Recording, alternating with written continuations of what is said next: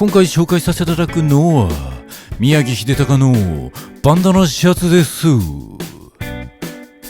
宮城秀隆はシューズブランドミソグラフィーのデザイナーだった宮城秀隆さんが自身の名を冠してスタートしたブランドになります。春夏や秋冬というシーズンごとの定期リリースではなく、自らの着たい服を不定期でリリースするという自由なスタイルで展開されていて、そのブランドを代表するアイテムがこちらのバンダナシャツになります。色、柄、シルエット、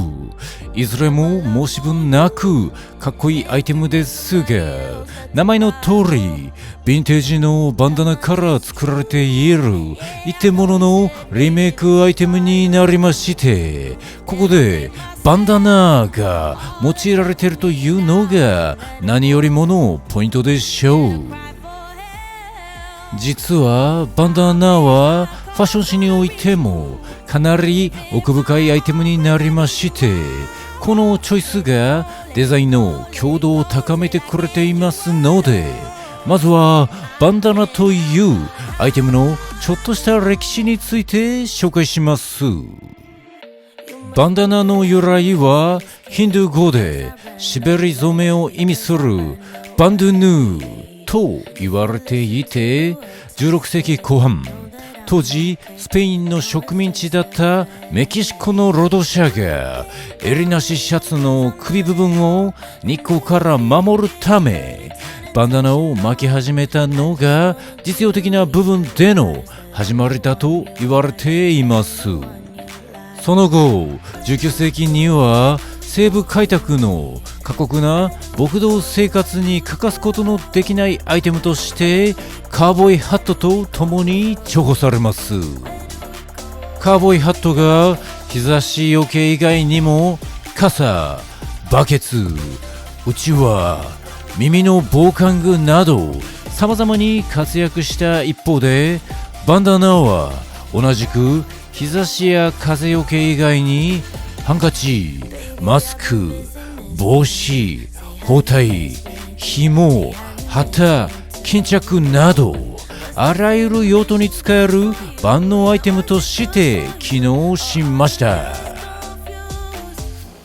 そして実用的に使われたバンダナですが、その後様々な文脈で用いられます。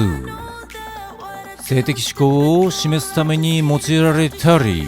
はたまたストリートギャングが所属するチームへの帰属や忠誠を象徴するために用いられたり、カルチャー的な部分でも大きな意味合いが与えられてきました。そしてそういった背景もあってか、ヒップホップシーンでも着用され、現代でも実用性を兼ね備えたファッションアイテムとして使われます。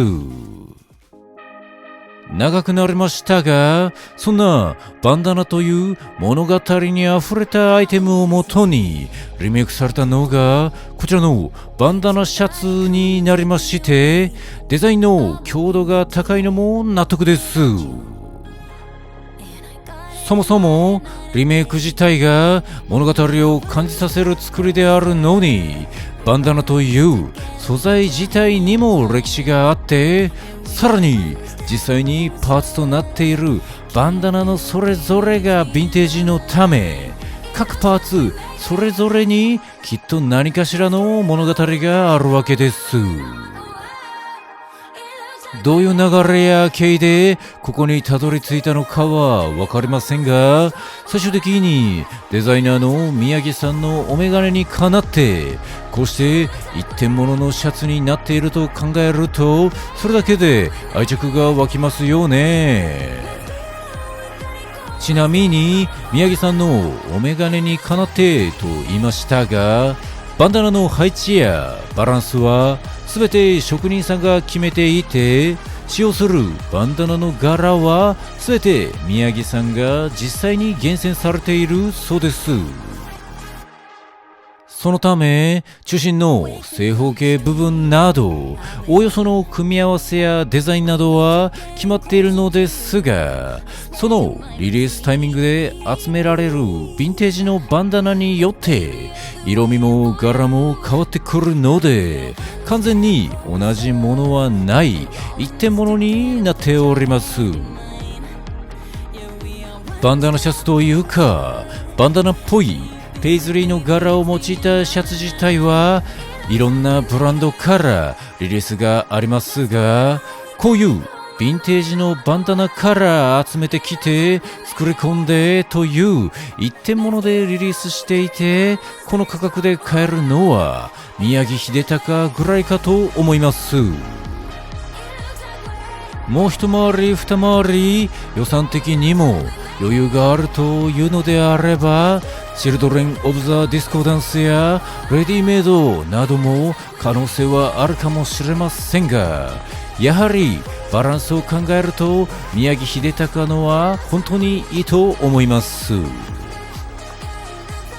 自分の持っているこちらはネイビーになるのですが、ネイビーといっても